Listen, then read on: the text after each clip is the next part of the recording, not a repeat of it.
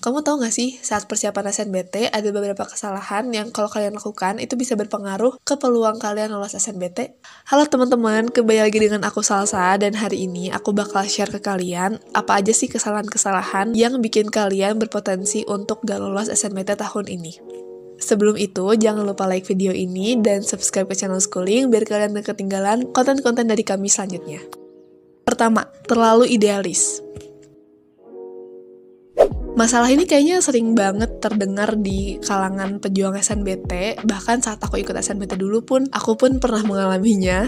Aku pernah ada di posisi dimana aku bimbang banget sama pilihanku sendiri. Di satu sisi aku pengen banget masuk satu PTN top 3 ini, tapi di sisi lain orang-orang di sekitar aku meminta aku untuk lebih realistis dalam mengambil sebuah pilihan. Dan alhamdulillahnya aku diterima di PTN yang sesuai kapasitas diriku dan realistis. Dari pengalaman itu, aku belajar satu hal, bahwa kita tuh nggak boleh terlalu idealis dalam menentukan pilihan PTN ataupun jurusan impian kita. Paham banget kok, kalian pasti sangat mengharapkan PTN dan jurusan impian, tapi ada baiknya kalian menyiapkan pilihan yang lebih realistis. Karena berdasarkan data SNPMB tahun 2023, hanya 27,77% dari keseluruhan peserta yang lolos SNBT. Dengan peluang lolos yang sekecil itu, tentu teman-teman membutuhkan sekali yang namanya backup plan. Apalagi sekarang ini ada aturan baru yang memperbolehkan teman-teman untuk memilih 4 pilihan untuk SNBT. Nah, kalian bisa memanfaatkan aturan tersebut untuk memperbesar peluang kalian lolos di PTN yang kalian inginkan. Nah, kalian harus memastikan universitas atau jurusan yang kalian pilih untuk opsi kedua, opsi ketiga, ataupun keempat, tingkat keketatannya itu lebih rendah dibandingkan pilihan pertama. Kalau keketatannya itu sama aja kayak pilihan pertama,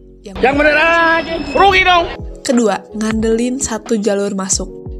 Mengandalkan satu jalur masuk itu sama aja kayak gambling ya. Peluang masuk dan peluang gagalnya itu 50-50 lah, atau mungkin 100%. Kalau kalian lolos ya udah lolos, kalau kalian gagal ya udah kalian gak masuk PTN sama sekali. Padahal jalur masuk PTN itu banyak banget loh selain SNBP dan SNBT. Kalau kalian tahu di UI ada SIMAK UI dan di UGM ada UTUL. Keduanya merupakan salah satu jalur alternatif untuk masuk PTN yang paling populer mungkin ya. Umumnya setiap PTN itu punya jalur masuk lain yang sifatnya tes dan non-tes. Jadi coba riset dulu dan manfaatkan jalur-jalur itu karena siapa tahu rezeki kamu ada di sana. Yang ketiga, gak siap secara mental.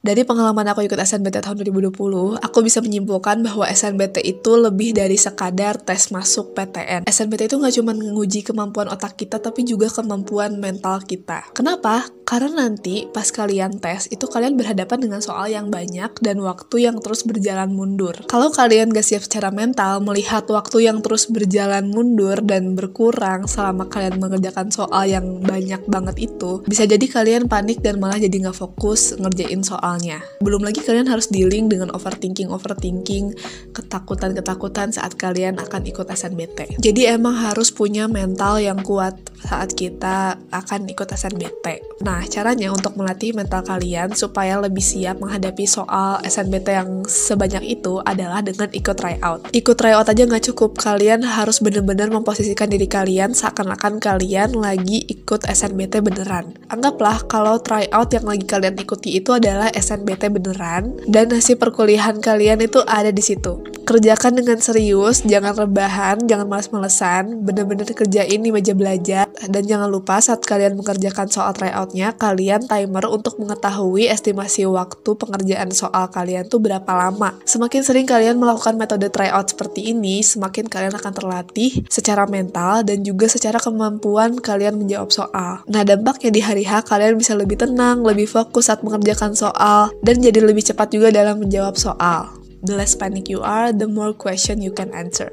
Semakin kamu nggak panik, semakin banyak soal yang bisa kamu jawab dengan cepat, dan semakin banyak waktu yang tersisa buat kamu nge-review ulang dan memastikan jawaban kamu udah tepat. Yang keempat adalah tidak membawa atribut-atribut yang harus dibawa saat hari H dan tidak memperhatikan tata tertib saat ujian. Biasanya kan sebelum hari H ujian itu ada pemberitahuan untuk membawa beberapa hal seperti kartu tanda pengenal atau identitas, terus pakaiannya harus seperti apa, dan apa aja sih hal-hal yang boleh dibawa dan nggak boleh dibawa. Nah, jangan sampai nih kalian lupa membawa barang-barang yang harus dibawa saat ujian. Karena kalau misalkan kalian lupa membawa atribut atau data yang harus diperlihatkan ke petugas, kalian bisa aja nggak diperbolehkan masuk ke ruangan dan tidak diperbolehkan untuk mengikuti ujian. Pokoknya pastiin deh barang-barang yang harus kalian bawa di hari H itu udah dipersiapkan jauh-jauh hari. Minimal banget H-1 sebelum ujian. Karena kalau sampai ketinggalan atau nggak kebawa, itu bakal berpengaruh banget sama fokus kalian. Fokus kalian bisa buyar cuman karena kepikiran barang-barang yang kalian nggak bawa. Jangan lupa juga untuk memperhatikan saat petugas atau pengawas sedang mensosialisasikan tata tertibnya sebelum ujian.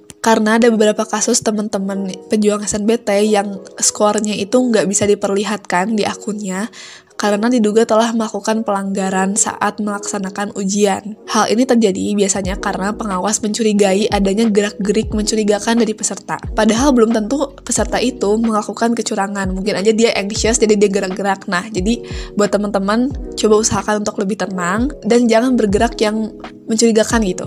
Segitu dulu ya video hari ini. Seperti biasa, kalau kalian ada pertanyaan atau request video selanjutnya dari Schooling, kalian tinggal tulis aja di kolom komentar di bawah ini. Makasih udah nonton, bye-bye!